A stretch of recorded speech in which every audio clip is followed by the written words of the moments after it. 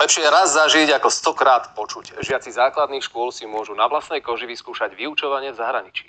Na program Erasmus Plus ide z únie vyše 26 miliárd eur a dotácie dostávajú aj viaceré slovenské školy. Svoje dojmy nám opísali bratislavskí šiestáci, ktorí sa po týždni vrátili z Francúzska.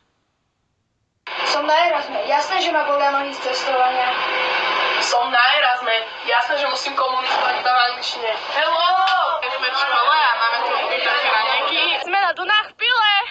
Skúsenosti na nezaplatenie. Žiaci z Ružinova pre nás nakrútili zážitky z Francúzska. Ďalší sa dostali do Nemecka či Dánska. Bývali v hosťovských rodinách a poradiť si museli v každej situácii. Po nemecky som skúšal, keďže máme teraz prvý rok nemčinu, ale prevládala angličtina.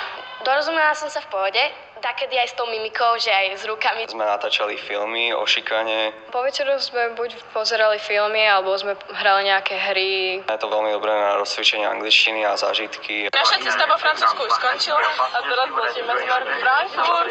V tejto škole majú dlhoročné skúsenosti s tzv. Erasmom. Dostali sa do programu Európskej únie, vďaka ktorému môžu z grantu cestovať učitelia aj žiaci. Mobilita Erasmu je úplne, že pre rodiča úplne, že beznákladová.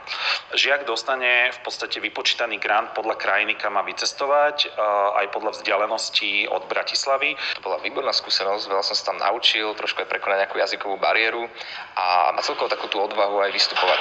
Tento školský rok zahraničie okúsilo 23 učiteľov a 71 žiakov. Domov si priniesli aj inšpirácie. Práve napríklad to digitálne vyučovanie, čiže už na tabletoch používajú naši učitelia aj aplikácie, ktoré predtým nepoznali. Ale poznajú ich v Mníchove, poznajú ich v Španielsku. Aj ste v kontakte s tými dvojičkami, u ktorých si bývala?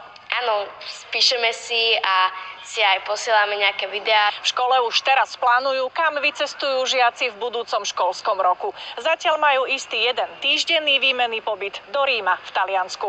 Andrea Šprochová, televízia Markíza.